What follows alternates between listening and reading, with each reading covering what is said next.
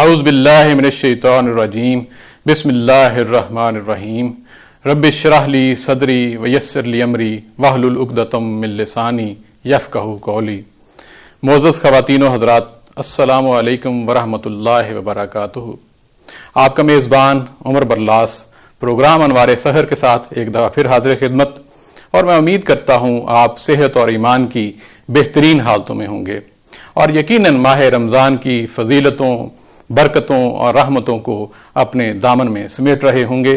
اور میں اور آپ جانتے ہیں کہ ہم خوش قسمت ہیں اس لحاظ سے کہ ماہ رمضان ہماری زندگی میں ایک دفعہ پھر آیا ہے، اور یہ ہمارے لیے بھرپور موقع ہے کہ ہم اللہ تعالیٰ کو خوش کر سکیں، اللہ تعالیٰ کی عبادت کریں اور ویسی ہی زندگی گزاریں جس طرح ہمارے رسول اللہ صلی اللہ علیہ وآلہ وسلم زندگی گزارا کرتے تھے ماہ رمضان میں۔ اور ہمارے سامنے بے شمار احادیث موجود ہیں کہ حضرت عائشہ فرماتی ہیں کہ اللہ کے رسول کس طرح ان کی شامیں ہوتی تھیں، کس طرح ان کی صبح ہوتی تھی، کس طرح ان کا دن ہوتا تھا، اور ماہ رمضان میں کس طرح صدقہ خیرات ہوتا تھا۔ یہ ساری تفصیل جو ہے وہ آپ گاہے بگاہے اس ماہ رمضان کے مقدس مہینے میں مختلف پروگراموں میں سنتے ہیں، دیکھتے ہیں۔ انشاءاللہ آج بھی ہم کوشش کریں گے کوئی اسی قسم کی باتوں کو آپ تک پھیلایا جائے اور آپ تک جو ہے وہ پہنچایا جائے۔ ناظرین، آپ جانتے ہیں پروگرام انوار سحر اس کے دو حصے ہوتے ہیں۔ پہلے حصے میں ہم میں اپنی طرف سے کچھ گزارشات پیش کرتا ہوں جو عام طور پہ عمومی لحاظ سے ماہ رمضان کے اوپر ہوتی ہیں، اور بالعموم اس میں کچھ ایسے ٹاپک بھی آتے ہیں جو آپ کے اور میری جو لائف کی طبی لحاظ سے جو ہے اس کے ساتھ ریلیٹڈ ہوتے ہیں، اور بعض اوقات ہم کسی مہمان کو لیتے ہیں، خاص طور پہ جب کچھ خیراتی ادارے ہیں ان سے، تاکہ ہم صدقہ اور زکوٰۃ کے ذریعے ان لوگوں تک بھی پہنچ سکیں جو کہ بہت زیادہ مستحق ہیں اور بہت زیادہ نیڈی ہیں۔ اس لحاظ سے جو پہلا جو ہمارا حصہ ہوتا ہے اس پروگرام کا، وہ مختلف جو ہے اس کے رنگ ہیں، جس میں ڈاکٹرز حضرات بھی ہوتے ہیں، بعض اوقات مینجمنٹ کنسلٹنٹ بھی ہوتے ہیں۔ تو اس اعتبار سے جو ہے پہلے حصے میں بہت ساری چیزیں آپ کو ملتی ہیں۔ دوسرے حصے میں خالصتاً جو ہے وہ دینی حصہ ہوتا ہے، جس میں ہمارے ساتھ دینی اسکالر ہوتے ہیں، مولانا فروغ القادری صاحب۔ ہم ان سے سوالات کرتے ہیں جو آپ کے اور میرے ذہنوں میں ہوتے ہیں، اور تلاش کرتے ہیں ہم ان کے جوابات قرآن و حدیث کی روشنی میں۔ تو ناظرین، آج خاص طور پہ جو ٹاپک ہم آپ کے سامنے لے کے آ رہے ہیں، اس میں ایک چیز میں سمجھتا ہوں کہ بڑی جامع ہے کہ ہماری زندگی جو ہے وہ اس کے ساتھ جڑی ہونی چاہیے۔ یہ میں چاہیے کہ اس لیے ورڈ یوز کر رہا ہوں کہ بعض اوقات ہماری کوتاہیاں جو ہیں وہ اس قدر ہیں کہ ہم اس پہلو کو اگنور کر دیتے ہیں ہم اپنی زندگی سے۔ یہ اگر بات کریں سیرت النبی کے حوالے سے، تو میرا خیال ہے یہ آپ سمجھ گئے ہوں گے کہ آج کا ہمارا ٹاپک ہے کہ سیرت النبی کا مطالعہ کس قدر ضروری ہے ہمارے لیے سمجھنا اور اس کو پڑھنا، اور اس کی اہمیت کیا ہے۔ اس کا جو سنجیدہ پہلو ہے وہ تو یقیناً مولانا فروغ القادری صاحب جو ہے وہ آپ کو اس میں روشنی ڈالیں گے اور ہم تک جو ہے وہ رہنمائی کریں گے ہماری۔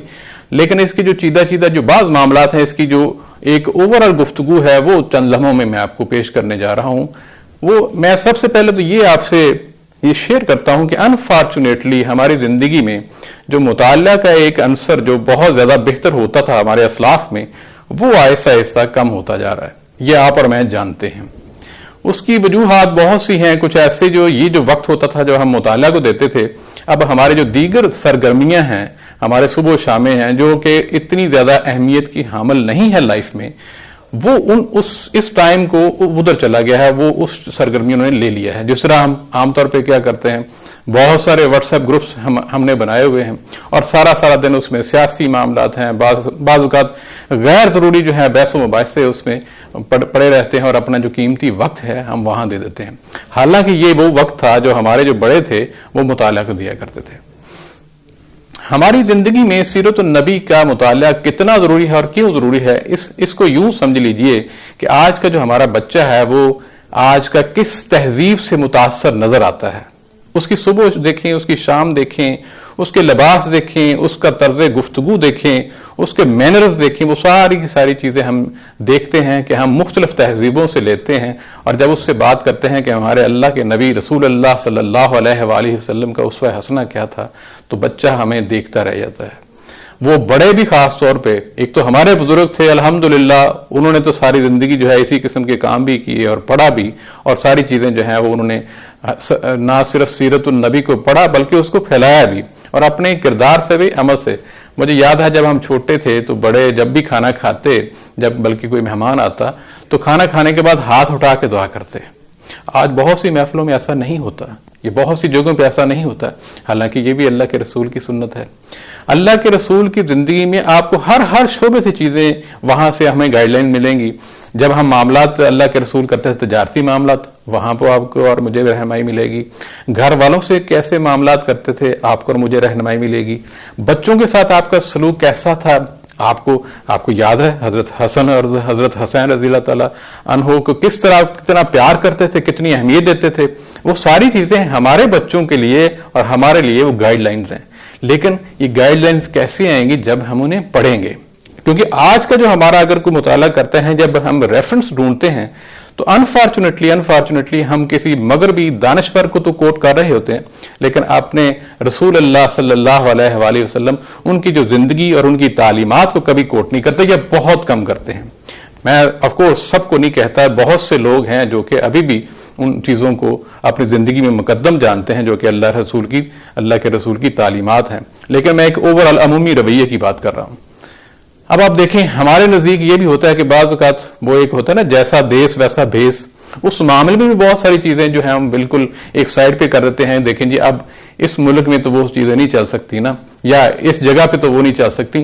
وہ ساری کی ساری جو ہے وہ اللہ کے رسول کی جو تعلیمات تھیں، آپ کے وہ جو نمونے تھے، جس طرح آپ اور میں جانتے ہیں سورہ احزاب میں آیت نمبر 21 میں ہمارے لیے یہی کہا گیا نا کہ اللہ کے رسول کی زندگی میں ہمارے لیے بہترین نمونہ ہے. تو جب ہم وہ بہترین نمونہ کو پڑھیں گے نہیں، تب ہم اپنی زندگی کو اس کے مطابق کیسے کریں گے؟ مجھے یاد ہے، آپ کو بھی بلکہ یاد ہوگا، حضرت عثمان جب صلح حدیبیہ کے موقع پہ مکہ گئے تھے اور وہاں پہ مسلمانوں کی نمائندگی کر رہے تھے، تو وہاں جب وہ ٹھہرے تھے تو صبح اپنے جو چچا زاد بھائی تھے، ابو ابان غالباً ان کا نام تھا، تو وہ ادھر صبح جب وہ لباس پہن رہے تھے تو وہاں پہ تہبند باندھ رہے تھے تو ٹخنوں کے اوپر. تو انہوں نے کہا کہ عثمان یہ یہاں پہ حقیر جانا جاتا ہے جو یہاں پہ شخص اس قسم کا لباس پہنے. تو انہوں نے کہا کہ یہاں کے حقیر جانا جاتا ہے یا نہیں مجھے اس کا پتہ نہیں ہے، مجھے تو یہ پتہ ہے کہ اللہ کے رسول اس طرح کرتے ہیں اور مجھے ان کی سننا مقدم ہے. اب یہ رویے جو ہیں، یہ اس قسم کے رویے ہیں، یہ ہماری زندگی میں کم ہوتے جا رہے ہیں.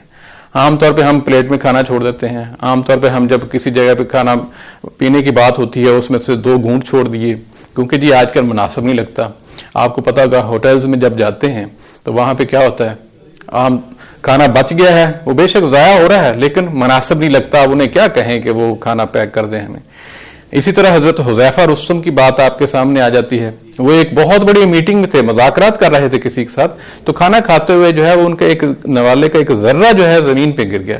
تو فوراً جھک کے اٹھانے لگے. تو وہاں پہ جو قریب لوگ تھے ان کے ساتھی کہنے لگے کہ یہاں پہ یہ حرکت یا یہ انداز جو ہے وہ اچھا نہیں سمجھا جاتا آپ جو کرنے جا رہے ہیں. تو انہوں نے بھی وہی بات دہرائی کہ میرے اللہ کے رسول یہ کرتے تھے، اس وجہ سے مجھے کسی کے اچھا سمجھنا یا برا سمجھنا اس کی اہمیت نہیں ہے. تو یہی چیز ہے ہماری زندگی میں، جب ہم اپنے آپ کو بچوں کو یہ نہیں بتائیں گے کہ اللہ کے رسول اٹھتے کیسے تھے، سوتے کیسے تھے، کھاتے کیسے تھے، بیٹھتے کیسے تھے، بات کیسے کرتے تھے، محفل میں کیسے تھے، گھر میں کیسے تھے، یہ ساری چیزیں جو ہیں ایک اس کی تفصیلات ہیں. آف کورس یہاں پہ چند لمحوں میں یہ بات تو نہیں ہو سکتی. کوشش کریں گے پروگرام کے دوسرے حصے میں تھوڑی سی اس پہ مزید بات کریں. لیکن کہنے کا مقصد ہے، پیغام یہی ہے، ون لائنر یہی ہے کہ ہم اپنے آپ کو اور خود کو، بچوں کو سیرت النبی کے ساتھ جوڑیں تاکہ ہماری زندگیاں بھی اس نمونہ کے قریب تر پہنچ سکیں. ناظرین، آج ہمارے ساتھ ایک گیسٹ ہیں، مینجمنٹ کنسلٹنٹ ہے، وہ سویڈن سے، اسٹاک ہوم سے، اور وہاں پہ اس لحاظ سے ان کو یہاں مہمان دعوت دی ہے کہ ان کو پچھلے دنوں خود بھی وہ اس جو آج کل کے وائرس ہے وہ اس کا شکار بھی ہوئے تھے اور ان سے رابطہ بھی رہا کہ کیا سچویشن تھی. تو وہ اپنا ایکسپیرینس بھی بتائیں گے اور ساتھ جو ہے وہ اسٹاک ہوم سویڈن کی کیا صورتحال رہی اس دورانیے میں، کرونا وائرس کے اعتبار سے کتنا وہ اثر انداز ہوا وہاں پہ، سٹی کی سرگرمیاں یا نہیں ہوئی. تو ہم ان کو ویلکم کرتے ہیں. جناب السلام علیکم شعیب اکرم صاحب. وعلیکم السلام. وعلیکم السلام. جی الحمدللہ، آپ کی طبیعت کیسی ہے؟ الحمدللہ رب العالمین، میں ٹھیک ہوں جی، بالکل فرسٹ کلاس. جی، تو آپ سب سے پہلے تو تھوڑا سا آپ اپنا جو ایکسپیرینس بتائیے کہ کورونا وائرس کے حوالے سے جو آپ کا ایکسپیرینس رہا وہ کتنا تھا. آف کورس جب یہ خبر ملتی ہے کسی بھی آدمی کو کہ مجھے بھی یہ وائرس جو ہے وہ پازیٹیو آیا ہے ٹیسٹ، تو ایک بڑی آپ کیا پریشانی والی بات ہوتی ہے. تو آپ کی کیا سچویشن تھی اور اس میں کیسے آپ نے پھر اپنے معمولات جاری رکھے اور کس طرح سارا سلسلہ ہوا؟ مجھے اور میری مسز کو دونوں کو کورونا وائرس ہوا تھا 17 اپریل کو ڈائگنوز. اوکے. لیکن اس سے پہلے ہی میں کیونکہ میں پڑھتا ہوں تھوڑا سا، تو میرے پاس یہ انفارمیشن تھی کہ کورونا وائرس جو ہے اس کے لیے آپ کا امیون سسٹم بہت اسٹرانگ ہونا چاہیے. جی جی. تو میں نے ساری زندگی ویسے کبھی کوئی وائٹامن نہیں کھائے تھے، لیکن میں نے کورونا وائرس کے بعد جب یہ چائنا میں ڈائگنوز ہوا اور لوگ مرنا شروع ہوئے، تو میں نے اس کے بعد vitamin C, vitamin D, zinc, mineral اور ایک آتا ہے نیچرل سبسٹینس ہے دیٹ از کالڈ کوئرسیٹن، تو وہ میں کھایا کرتا تھا. That is an extract of different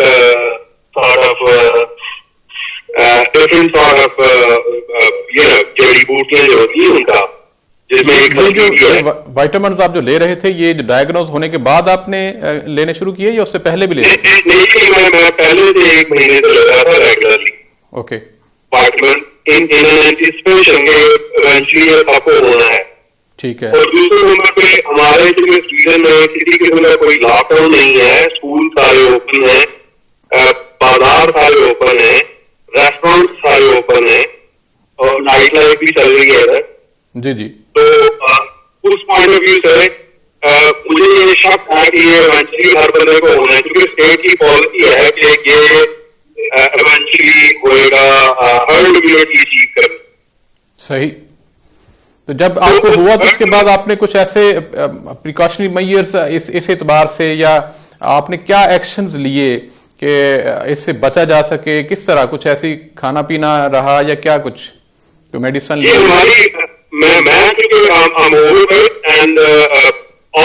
مجھے ایسما بھی ہے، تو اس پوائنٹ آف ویو سے میں گروپ میں آتا تھا تو میں نے پہلے ہی اپنے آپ کو کنٹین کیا ہوا تھا گھر میں کوئی 21-22 دنوں سے. اوکے. لیکن اس کے ساتھ ہوا یہ کہ آپ کو چونکہ سارا شہر کھلا ہے تو آپ کو کبھی باہر بھی جانا پڑتا ہے، کبھی اسٹور پہ شاپنگ کرنے بھی جانا پڑتا ہے. جی جی.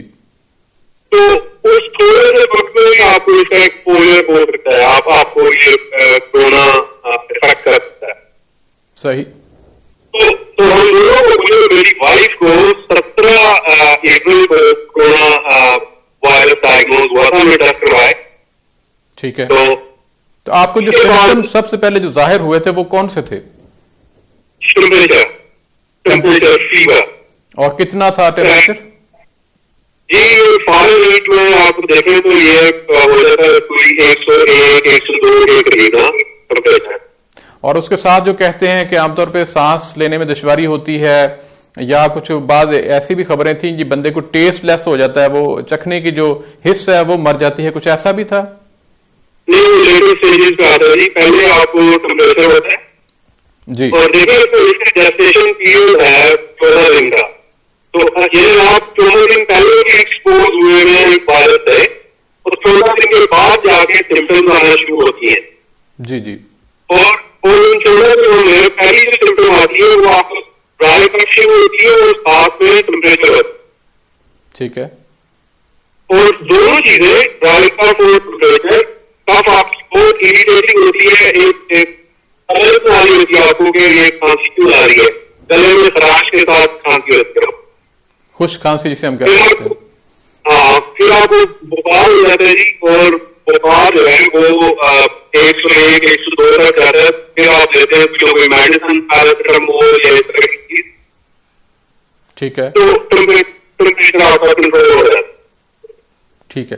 تو آپ مطلب ہے کہ یہ کتنے دن بعد آپ کا نیگیٹو ٹیسٹ دوبارہ جب لیا آپ نے تو نیگیٹو آیا؟ یعنی کہ یہ پروسیس جو 17 سے شروع ہوا کتنے دن تک رہا؟ جی جب مجھے تو فرینکلی اسپیکنگ میں پہلے تو وائٹامن اپنی امیونٹی کو بوسٹ کرنے کی کوشش کر رہا تھا. جی جی. تو مجھے تو جو اس کا افیکٹ آیا وہ صرف ایک دفعہ مجھے بخار ہوا اور کھانسی مجھے ایک دن ہی تقریباً نہیں, میں نے کافی دیر پیا اور اس کے بعد میں ٹھیک ہو گیا. لیکن 2 دن کے بعد آپ کو اس سے ڈائریا بھی ہو سکتا ہے. تو آپ ڈائریا کپڑا لے. ٹھیک ہے. لیکن جو آپ کہہ سکتے ہیں کہ اپنی جو sense of smell and test ہے وہ میں نے نہیں کی, بٹ یہ میری وائف میں یہ ہوا کہ اس کی sense of smell and taste was gone. اور اس کو جیسے آپ سمجھتے ہیں نا اس کو ایک اورینٹیشن ریلیٹڈ ایشو بھی تھا. جب وہ کھڑے ہوتے ہیں, آپ لیٹے ہوئے یا بیٹھے ہوئے ہیں, اور جب آپ کھڑے ہوتے ہیں جی جی تو اس کو چکر آتے تھے بہت زیادہ. صحیح. اور یہ سب سے بڑا ایشو تھا اس وقت اس کا. پھر اس کو یہ بھی مسئلہ ہوا کہ اس کی بھوک بالکل ختم ہو گئی. صحیح. Eat anything for like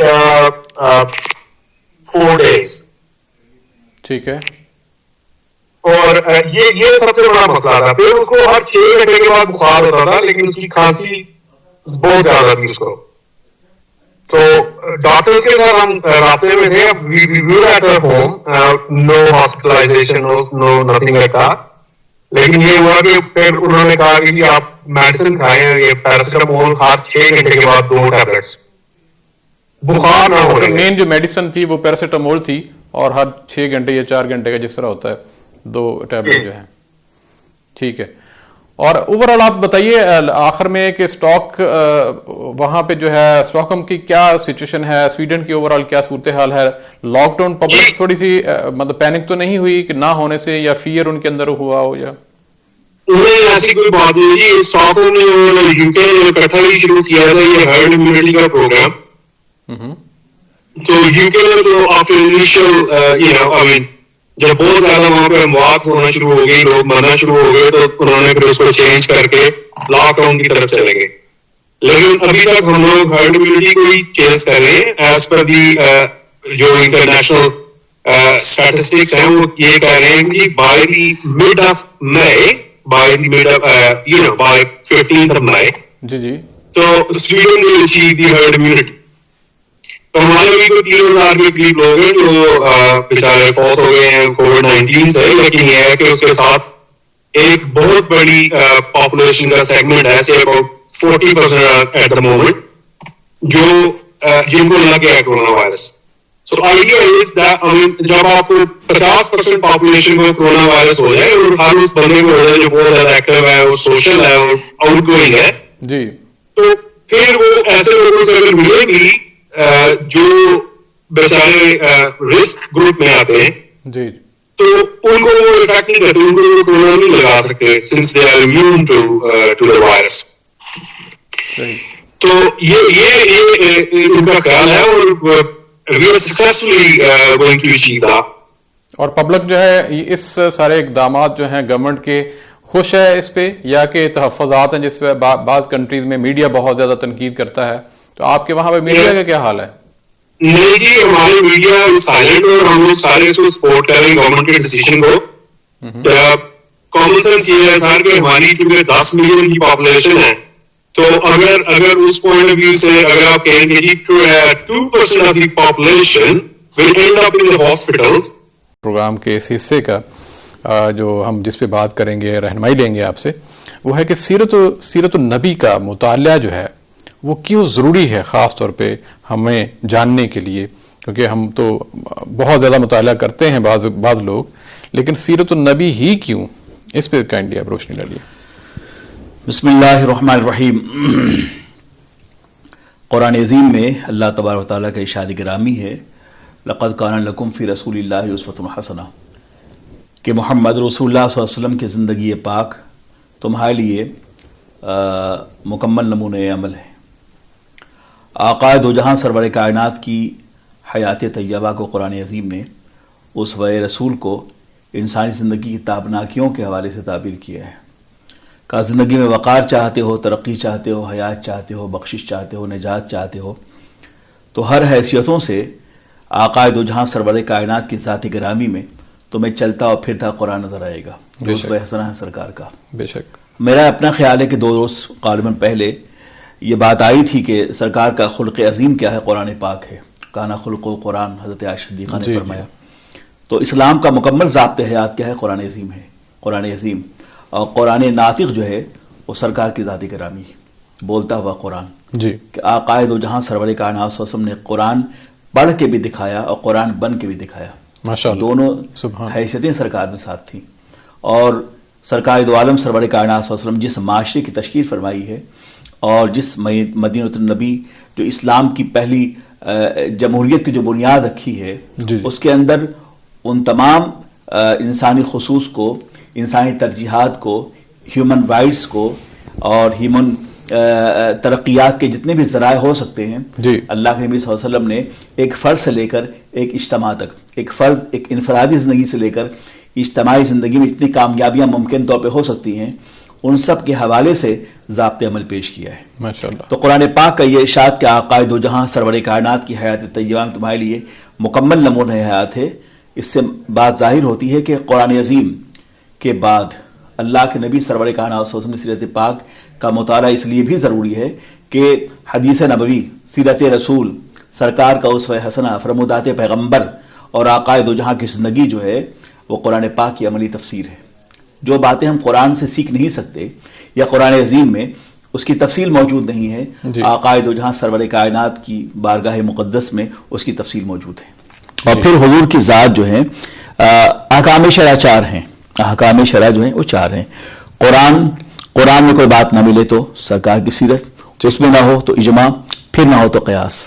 لیکن قرآن عظیم کے بعد فہم شریعت و فہم دین کے حوالے سے اللہ کے نبی سرور کائنات صلی اللہ علیہ وسلم کی تعلیمات عامہ، سیرت نبوی، ان کی فرمودات، ان کے شب روز کے اعمال اور ان کے احکامات قرآن پاک کے بعد سب سے زیادہ مستحکم، سب سے زیادہ عظیم اور سب سے زیادہ قابل عمل ہے۔ بے شک اس میں اس لیے سیرت رسول کا مطالعہ بہت ضروری ہے۔ بے شک آپ نے درست فرمایا۔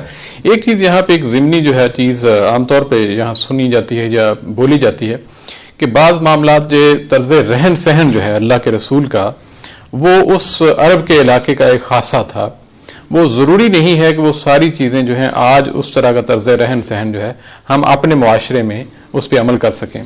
کیا یہ جو قیاس ہے یا جو اسٹیٹمنٹ ہے یا اس طرح کی جو سمجھ بعض لوگ لیتے ہیں، کیا یہ درست ہے کہ وہ جو طرز زندگی کا جو اٹھنا بیٹھنا، لباس، سونا، وہ سارے کے سارا ایک خاص کلچر تھا عرب کا، اسی پہ وہ جو ہے وہ لاگو تھا، وہ باقی جو غیر عرب میں یا یورپ میں یا پاکستان ہندوستان میں وہ ضروری نہیں ہے؟ بعض لوگ اس کو اس طرح بھی کہتے ہیں۔ اسلام کی جو معاشرتی زندگی ہے، اگر اس جو سویلائزیشن ہے ہماری اور آپ کی، تو اسلام کی جو معاشرتی زندگی ہے وہ یقیناً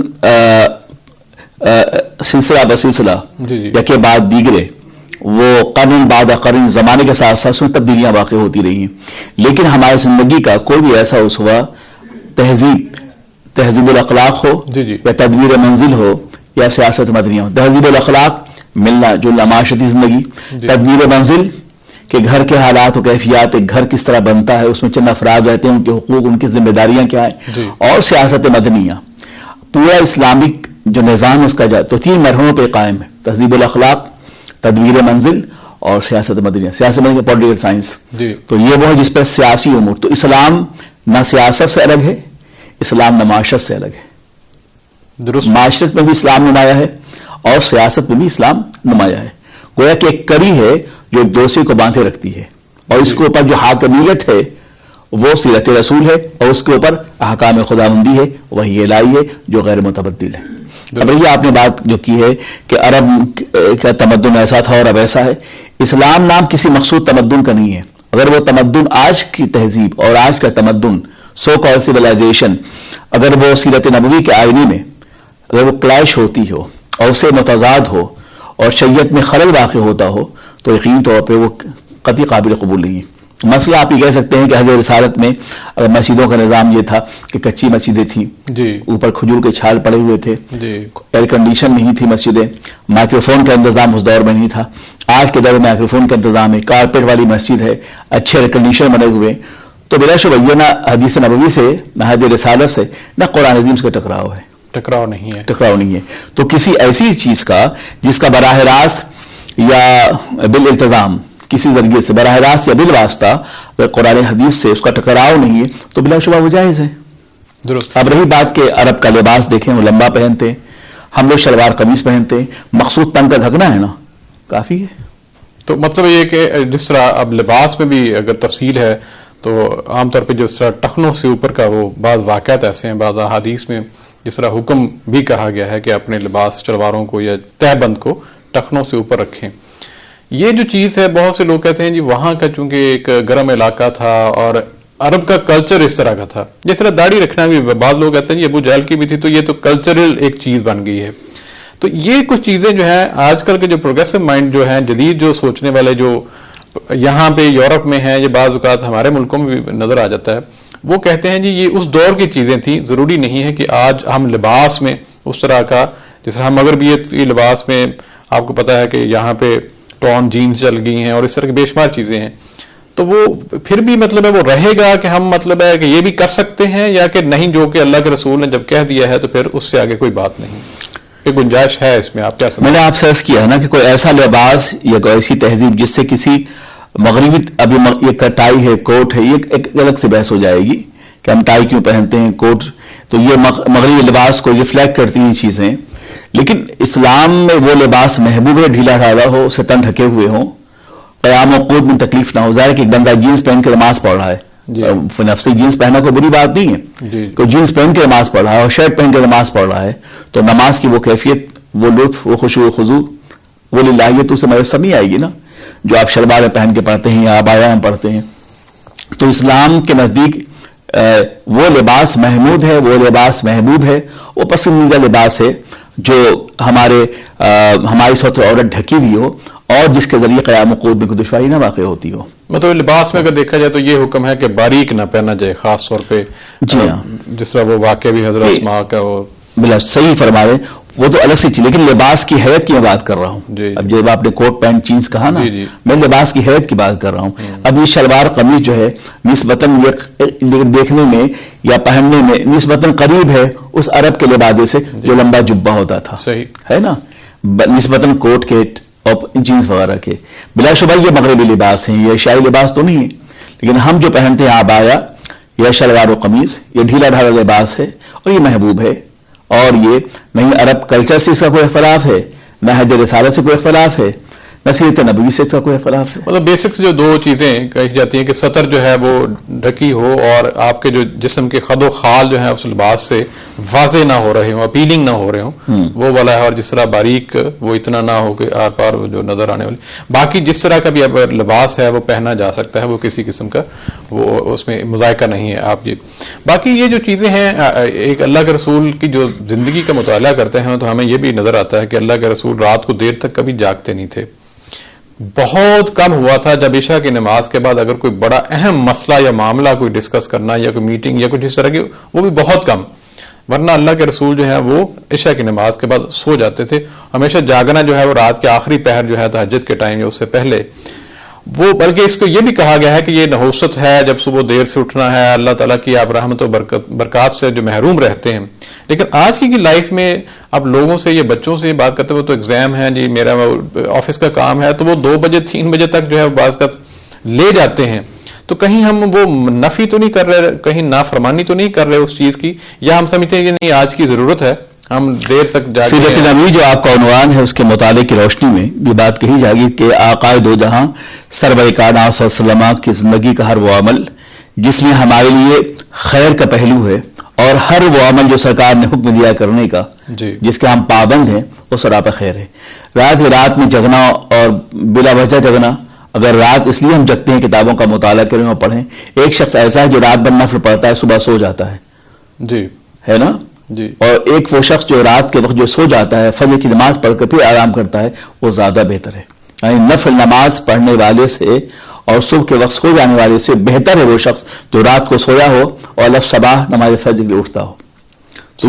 تو یہ سرکار کی سیرت نبوی میں صرف عبادات ہی کے معاملات نہیں ہیں، آقا دو جہاں سرور کائنات صلی اللہ علیہ وسلم کی زندگیوں کا آپ جائزہ لیں تو ہر اعتبار سے سرکار کی زندگی جو ہے منظم ہے اور سیرت نبی کا مطالعہ ضروری. مثلا غلاموں کے ساتھ سلوک, پڑوسیوں کے ساتھ سلوک, شہریوں کے ساتھ سلوک, غیر مسلمین کے ساتھ سلوک, ذمیوں کے ساتھ سلوک, آپ جس ملک میں رہتے ہیں اقلیوں کے ساتھ سلوک, مہمانوں کے ساتھ سلوک, اس کے ساتھ ساتھ ظلم نہ کیا جائے, تکبر نہ کیا جائے, عداوت نہ کیا جائے, حق تلفی نہ کی جائے, نرم روی اختیار کیے جائے, وعدہ خلافی نہ کیا جائے, امانت میں خیانت نہ کیا جائے. یہ تمام چیزیں سیرت نبوی کے مطالعے کے لیے بے شمار ابواب کو سامنے لاتی ہیں اور یہ تمام سیرت نبوی کا وہ اجالہ ہے جس سے ہماری زندگی کے بامدہ روشن رہیں گے.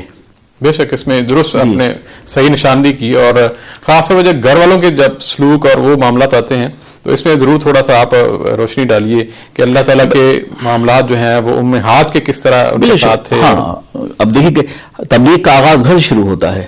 سب سے بڑی بات یہ کہ گھریلو زندگی میں یا تو شادی شدہ ہیں تو بیوی کا حق ہے, اور اگر ایک گھر میں آپ ہیں تو اس میں والد بھی ہیں, والدہ بھی ہیں, بیوی بھی ہے, بچے بھی ہیں, تو ایک کنبہ ہے اور یہ جو خاندان انہی چیزیں تشکیل پاتا ہے اور ہر ایک کا حق اس کے مقام پر ہے.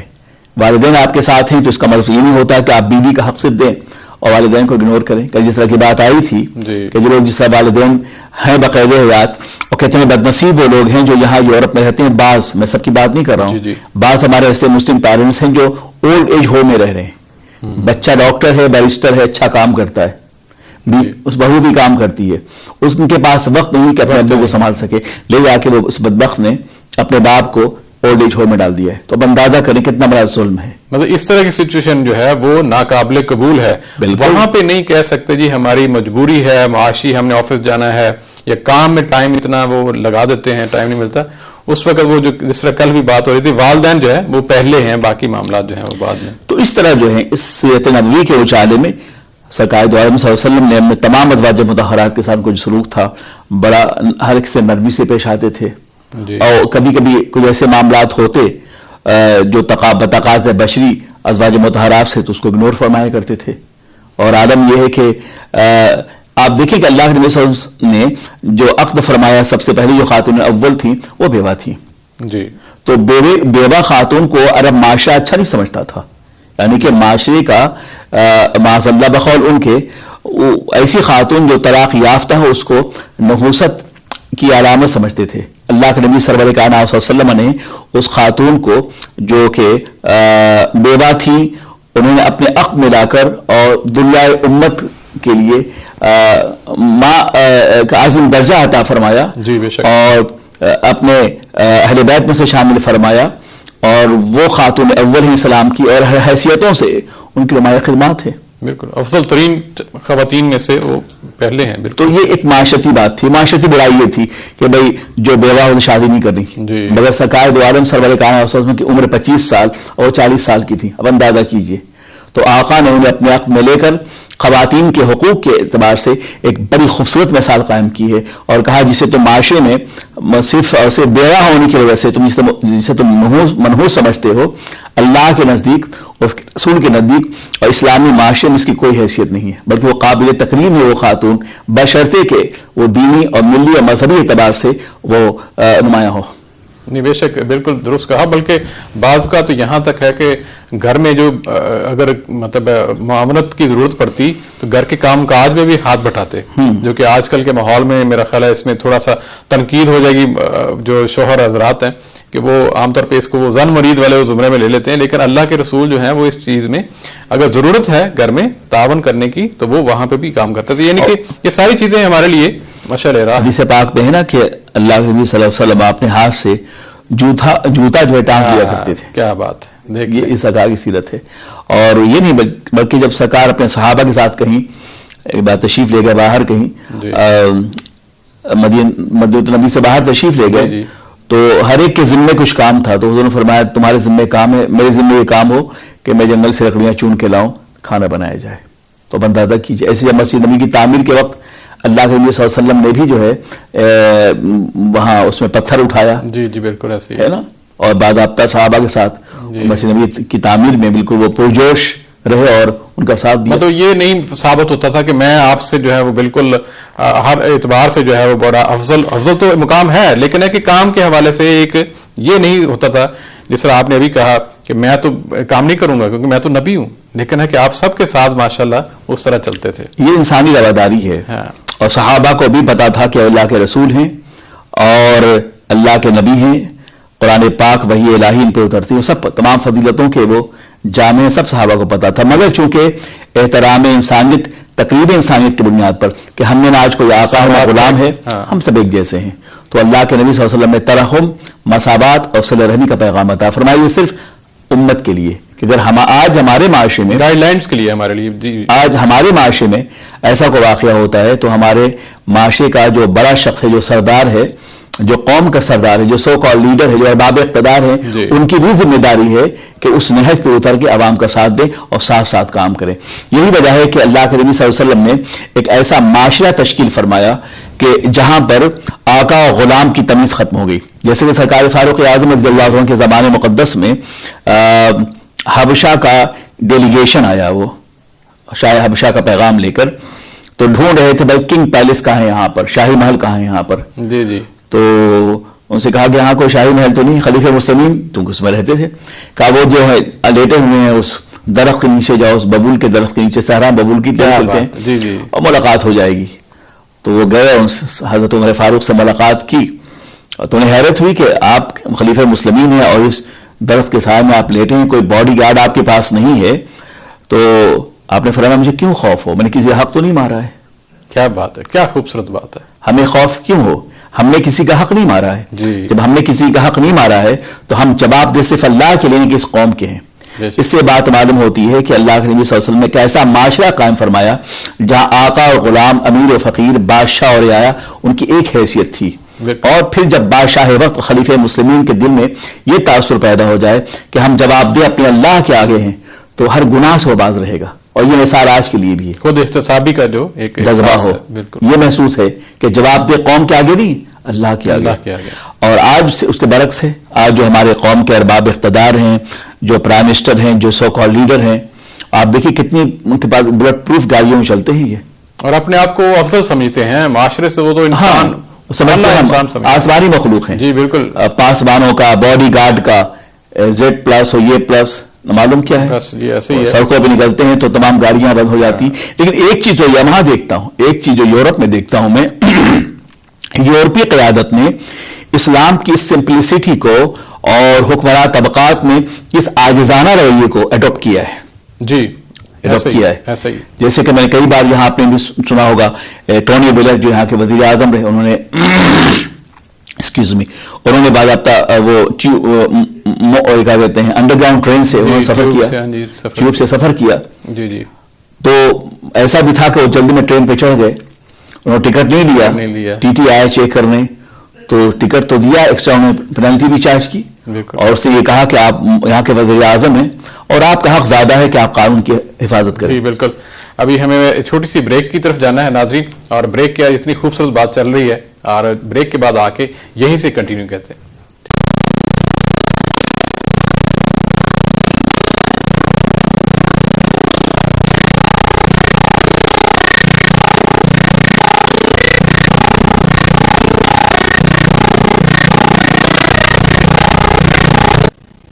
جی ناظرین، آپ کو ایک دفعہ پھر ہم خوش آمدید کہتے ہیں پروگرام انوار سحر میں، اور اس وقت ہمارے ساتھ جو ہیں وہ مولانا فروغ القادری صاحب ہمارے جو ہیں سوالوں کے جوابات بھی دے رہے ہیں، اور سیرت النبی کے اوپر ایک خوبصورت جو ہے وہ اپنی جو ہے مطالعہ ہم تک پہنچا رہے ہیں کہ کس طرح اللہ کے رسول کی جو تعلیمات ہیں ان کے اندر ہمارے لیے کیا رہنمائی کے پہلو ہیں.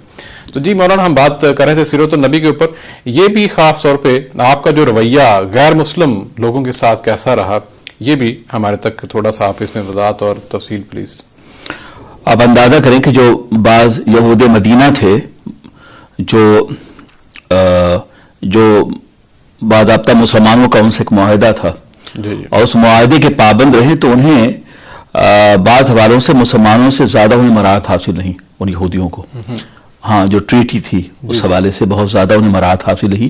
اور اسلام میں ذمیوں کے حوالے سے خود ایک بہت بڑا چیپٹر ہے کہ اسلامی وہ ممالک جہاں غیر مسلم اقلیت میں تھے اور مسلمان اکثریت میں تھے، اس کا باضابطہ ایک چیپٹر موجود ہے، ان کے حقوق محفوظ ہیں ذمیوں کے ساتھ، جو حسن سلوک کا معاملہ.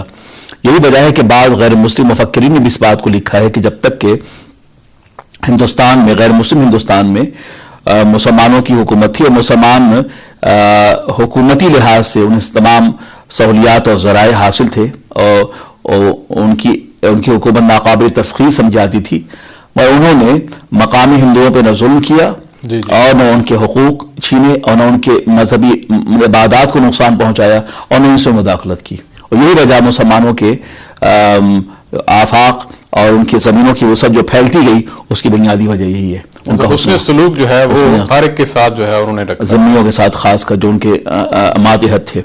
آپ دیکھیں کہ آقا دو جہاں صلی اللہ علیہ وسلم کا حسن سلوک جو ہے غیر مسلموں کے ساتھ تو یہ تھا کہ اچھا ہر یہودی جو ہے وہ نبی کا مخالف نہیں تھا.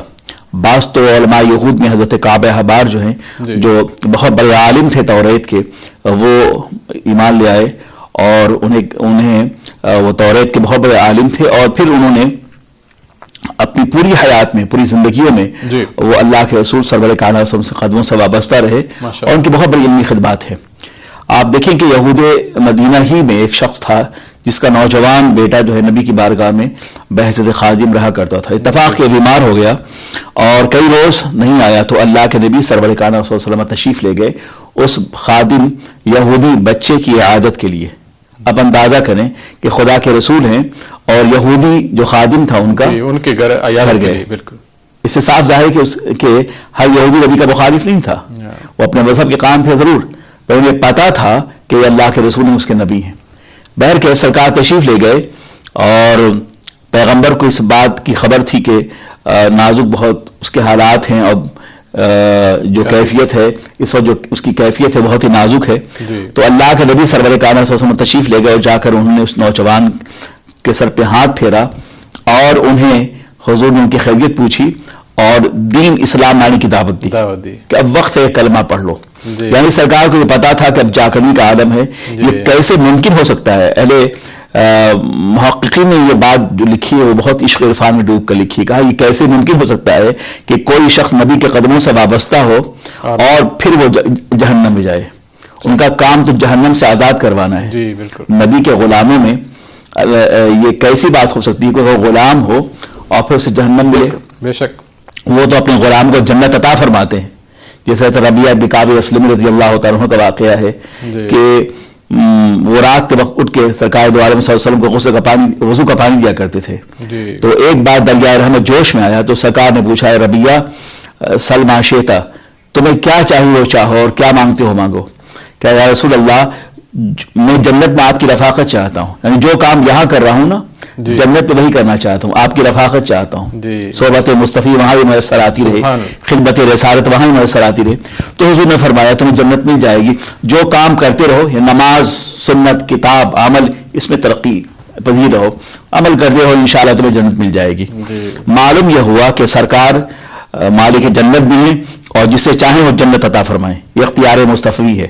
بہرکیف اس نوجوان یہودی سے حضور نے کہا کہ ایمان لے آؤ، تو اس نے لرستی بھی حسرت بھری آنکھوں سے اس نے اپنے باپ کو دیکھ کے دل آزاری ہو. یہی وجہ ہے کہ حسنین کریمین کو بھی سرکار دو عالم صلی اللہ علیہ وسلم عیدین کے دنوں بہت اچھا زرق برق کپڑا نہیں پہناتے تھے، سادہ، کہ ایسا نہ ہو دیکھ کر جو ہے وہ بدر کے صحابہ جو شہداء تھے ان کے بچوں پہ کیا گزرے، ان بیواؤں پہ کیا گزرے.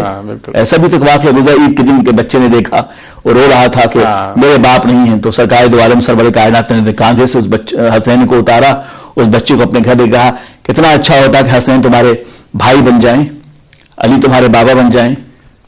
تو کتنا خوبصورت وہ ماحول ہے. پھر بچوں کو نہلایا دھلایا اور پھر اسے عیدگاہ لے گئے. بالکل چھوٹی سی چھوٹی چیز پہ بڑا مطلب ہے تو یتیموں کا نام ہوتا تھا. جس طرح ایک صحابی بچوں کے درمیان وہ کھیل رہے تھے تو وہ اس پہ آواز دینا تھا ایک بچے کو، تو آپ نے فرمایا تھا کہ اس بچے کے جس طرح عرب میں ایک خاص ایک چیز ہوتی تھی کہ وہ والد کا نام بھی صاحب لیتے تھے کہ فلاں بن فلاں بات سنیے. تو وہاں پہ کہا تھا کہ اس کے والد کا نام نہ لیجئے، اس لڑکے کا نام لے کے ہی بلا لیجئے.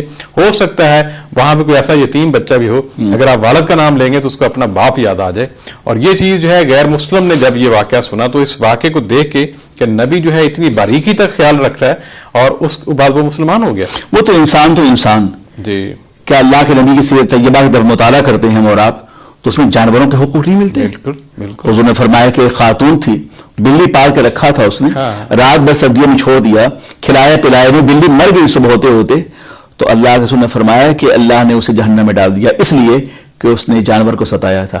اور ایسے ہی وہ اونٹ جو دودھ میں بندھا ہوا تھا بالکل اس کا جو مالک تھا زیادہ بوجھ ڈالتا تھا. تو پھر اس اونٹ نے شکایت کی حضور سے کہ آقا دیکھیے کہ میرا جو ہے مالک ہم پہ زیادہ بوجھ ڈالتا ہے. تو حضور نے منع فرمایا. اس سے معلوم ہوا کہ اللہ کے نبی سرور کائنات صلی اللہ علیہ وسلم رحمۃ العالمین ہیں, وہ ہر شے کے لیے رحمت بنا کر بھیجے گئے ہیں. بقول اقبال کے کہ خیمہ افلاق کا ہونا جو پھول تو بلبل کا ترنم بھی نہ ہو, چمن دہر میں کلیوں کا تبسم بھی نہ ہونا ساقی تو پھر میں بھی نہ ہو خم بھی نہ ہو, بے شک بزم توحید بھی دنیا میں نہ ہو تم بھی. بہت بڑی بات اقبال نے کہی ہے, بزم توحید بھی دنیا میں نہ ہو تم بھی نہ ہو. اور خیمہ افلاق کا استادہ اسی نام سے ہے, نبض ہستی تپش آمادہ اسی نام سے ہے کہ محمد سے وفا تو نے تو ہم تیرے ہیں, یہ جہاں چیز ہے کیا لوح و قلم تیرے ہیں. بہت خوبصورت بات. میرا خیال جلدی ہم جو ہے وہ کچھ سوالات کا, ایک ابھی تھوڑی دیر پہلے کچھ ایک پیارا سا کوشچن ہے. کہتے جی ہم پیار سے بات کرتے اللہ میاں کہتے ہیں, تو یہ اللہ میاں کہنا ہے یہ درست ہے یا کہ ہم اپنا بڑے احترام سے اللہ تعالیٰ یا کچھ اور جو ہے وہ؟ اصل میں ہمارے یہاں معاشرے میں اردو اسپیکر ہم لوگ ہیں انڈو پاک کے لوگ, تو میاں سے مراد جو ہے وہ عموماً شوہر کی تعبیر ہوتی ہے, میاں بیوی. جی اللہ تعالیٰ ہر اس طرح کی نسبتوں سے پاک ہے, لہذا اللہ تعالیٰ کہنا چاہیے. اللہ سبحانہ و تعالیٰ, اللہ تبارک و تعالیٰ, اللہ میاں نہیں کہنا چاہیے. یہی کہنا چاہیے اوپر والوں کہتے اوپر والا عموماً یہ بھی ہوتا ہے اوپر والا تو دیکھ رہا ہے. ہاں تو یہ کہنا اوپر والا دیکھ رہا ہے, تو یہ نہیں کہنا اوپر والا, اللہ تعالیٰ دیکھ رہا ہے, پورا نام اور پورا نام ہر درجہ احترام کے ساتھ. بے شک. تو یہ ہونا چاہیے. بالکل صحیح. اور دوسرا یہ ہے کہ میرا خیال ہے پہلے ہم بات کر رہے تھے کہ یہ جو فطرانہ ہے جس طرح عید قریب آ رہی ہے, کچھ لوگ جو ہے وہ کہتے ہیں کہ کیا عید سے جسٹ ایک روز پہلے ہی دینا بہتر ہے یا کہ آپ ابھی بھی دے سکتے ہیں؟ رمضان پاک میں جب چاہیں وہ دے سکتے ہیں, رمضان پاک کے پہلے بھی دے سکتے ہیں, رمضان کے آغاز سے پہلے بھی دے سکتے ہیں, پہلے بھی دے سکتے ہیں, عید کے 2 سے 3 روز بھی دے سکتے ہیں. جب بھی وہ دے گا وہ ادا ہوگا. صحیح. ہاں لیکن بہتر ہے کہ رمضان میں دے دے تاکہ اس سے جو ضرورت مند ہیں ان کی کفالت ہو جائے. اور ایک سوال بڑا ہے, اس طرح ایک شخص نے کہا جی کہ میں نے بیوی کا حق مہر ابھی ادا نہیں کیا, تو میں ایک لحاظ سے بیوی کا مقروض ہوں, تو اس حالت میں جو میں مقروض ہوں تو اس صورتحال میں زکوٰۃ مجھ پہ بنتی ہے؟ تو اس زمرے میں وہ کہاں سارے شوہر ہیں ان کی تخصیص کیا ہے, سب مقروض ہیں نا پھر تو. ہاں جی عجیب حال ہے بھائی لوگوں کا. ویسے یہ بات یہاں پہ ایک مرحلہ آپ ضرور اس میں ضرور بتائیں کہ حق مہر جو ہے یہ کہہ تو دیا جاتا ہے, 10 لاکھ کہہ دیا, 5 لاکھ کہہ دیا, یہ 10 تولہ زیور وٹ ایور, لیکن دیا نہیں جاتا. اور وہ بیوی تو وہ پیار محبت میں وہ معاف کر دیا. کیا یہ رویہ اوورال جو ہے وہ چاہے ہسبینڈ کی طرف سے ہو چاہے خواتین کی طرف سے ہو یہ مناسب؟ انشاءاللہ حق مہر کے حوالے سے مکمل ٹاپک رکھیں گے. بہت اہم بات ہے. ہمارے یہاں UK میں انگلینڈ میں شادیاں ہوتی ہیں اور دیکھتا ہوں کہ لوگ کہتے ہیں بھائی بس شرعی جو حق مہر وہ ہو جائے. ابھی شرعی ہر حق مہر تو شرعی ہے ہی, اگر حق مہر متعین نہیں بھی کیا گیا ہے تو بھی حق مہر واجب ہے. ہاں تو دوسرا جی بولیے. نہیں مگر شرعی جو ہے یہ بھی اب دیکھا جائے تھا حضور اکرم صلی اللہ علیہ وسلم کی جو شادی حضرت خدیجہ الکبریٰ سے, اور ان کا جو حق مہر تھا وہ مطلب اگر شریعت کی اس اعتبار سے دیکھا جائے تو وہ بھی آپ کو مثال ملتی ہے, جو کہ 500 درہم تھے طلائی. تو پھر آپ اس کو ذرا کنورٹ کریں نا آج کے, تو پھر اگر شریعت میں جانا ہے تو پھر وہ مثال بھی تو ملتی ہے نا. ہاں تو اس طرح جو ہے میں سمجھتا ہوں کہ بچیوں کی حق تلفی ہے یہ. حق مہر میں اس خاندان کی مالی حیثیت کا بھی جائزہ لیا جاتا ہے, اس کا خاندانی حسب و نسب کا بھی جائزہ لیا جاتا ہے, کس طرح کی مالیت کے لوگ ہیں, ان کا فائنینشیل بیک گراؤنڈ کیا ہے, کس خاندان کے لوگ ہیں, خاندانی پس منظر کیا ہے, اس اعتبار سے حق مہر رکھنا چاہیے. بے شک. چلیے بہرحال جو سوال کیا تھا اس پہ آتے ہیں, تو یہی سوال تھا. ہاں یہ تھا نا کہ مقروض ہیں, تو اس کا مطلب ہے وہ مقروض نہیں ہے, انہیں زکوٰۃ دینی چاہیے. اس سرچ میں سبھی لوگ ہیں, اسی قرضدار نہیں ہے. اور ہاں ورنہ دوسری بات کہ صرف ہر آدمی مقروض رہے گا, تو آپ جتنی جلد ہو سکے آپ اسے ادا کر دیجیے. بیوی کا حق ہے, چاہے سال میں کبھی بھی آپ دے سکتے ہیں, لیکن زکوٰۃ بہرحال آپ نکالیے. اور زکوٰۃ آپ ایک اور بھی سچویشن ہے کہ اگر بیوی کے پاس بعض اوقات ایسا ہے کہ زیور ہے وہ حق مہر میں لکھوا دیا, کئی جگہوں پہ ایسا بھی ہوتا ہے. اب بیوی تو اس پوزیشن میں نہیں ہے کہ وہ تو صرف گھریلو ایک عورت ہے, وہ تو جاب بھی نہیں کرتی, بزنس بھی نہیں کرتی. اب شوہر جو ہے وہ کمزور ہے, تو کیا حق جو زکوٰۃ ہے وہ تو دیکھا جائے تو بیوی اس کی مالک زیور کی ہے تو اسے دینی ہوگی. اب شوہر جو ہے وہ اس چیز کو برڈن محسوس کر رہا ہے کہ وہ لے آئی ہے، جب وہ دے دیا ہے، تو اس سینیریو میں شوہر کیا وہ پیسے پکڑ کے وہ زکوٰۃ دے یا کہ وہ بیوی کی ہی ذمہ داری ہے اور وہ کہے کہ ٹھیک ہے؟ دیکھیے زکوٰۃ کے معاملے میں ملکیت شرط ہے، اس مال کی ملکیت بیوی کی تو بیوی دے گی، لیکن بیوی کا روزگار نہیں ہے کوئی بات نہیں، اس کے پاس گولڈ ہے نا، صاحب گولڈ سامان ہے نا، جی، تو اس کا جو ویلیویشن ہے اس کو نکالے.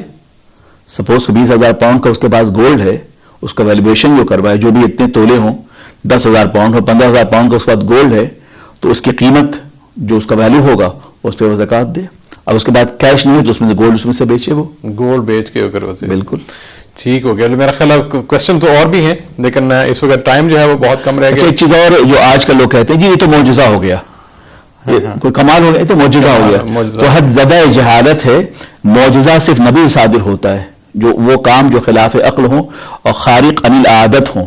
معجزے کی تعریف یہ ہے کہ نبی سے ہم نہیں بار بار جو ہم اپنی زندگی میں بولتے ہیں نہیں بولنا چاہیے، بالکل سخت گناہ ہے. جو نبی سے خارق عن العادات جو امور صادر ہوتے ہیں اسے معجزہ کہتے ہیں، جو ہماری عقل و علم و تجربے اور مشاہدے کی اسکیل پہ نہ آ سکے، اور جو کسی اللہ کے ولی سے صادر ہو اسے کرامت کہتے ہیں.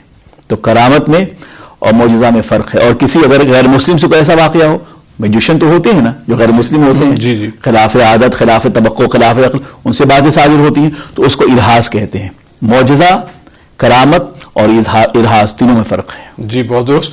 اس وقت آپ دعا کروا دیجئے، ہمارے پاس آخری منٹ ہے. جی اللہم صلی وسلم علی سیدنا مولانا محمد معدن الجود والکرم وعلی آلہ واصحاب اجمعین. رب قدیر، اے اللہ ہم سب سے وہ کام لے جس سے تو راضی ہو، تیرا حبیب راضی ہو. اے اللہ اس بزم سحر کو اپنی بارگاہ میں قبول فرما، انوار سحر کی بارش فرما. آمین. اے اللہ اس رمضان ٹی وی کی برکتوں سے ہمارے ظاہر و باطن کو روشن کر دے. یورپ، امریکہ اور ایشیا کے ناظرین جو دیکھ رہے ہیں مولا، ان کے دامن امید کو مرادوں کے پھول سے بھر دے. مولا ہم میں سے جو بیمار ہیں انہیں شفا عطا فرما، آمین. جو کمزور ہیں توانائی عطا فرما، آمین. جو مقروض ہیں بار قرض سے نجات عطا فرما، آمین. جو بیمار ہیں صحت مندی عطا فرما. تمام عالم اسلام پہ اللہ خیر نازل فرما. اس اشرۂ مغفرت میں ہم سب کو اپنی مغفرت عطا فرما. گناہوں سے توبہ حاصل کرنے کی توفیق عطا فرما. رب اغفر وارحم وانت خیر الراحمین. فصلی اللہ تعالی علی محمد وعلی آلہ واصحابہ اجمعین. لا الہ الا اللہ محمد رسول اللہ. آمین ثم آمین. ناظرین آج کا پروگرام آپ نے دیکھا، بہت شکریہ، اور انشاءاللہ زندگی رہی تو کل دوبارہ حاضر ہوں گے. جو کہا سنا اللہ تعالیٰ ان پہ عمل کرنے کی توفیق عطا فرمائے. اپنا خیال رکھیے، گردنواز سب لوگوں کا خیال رکھیے. انشاءاللہ پھر ملیں گے. السلام علیکم.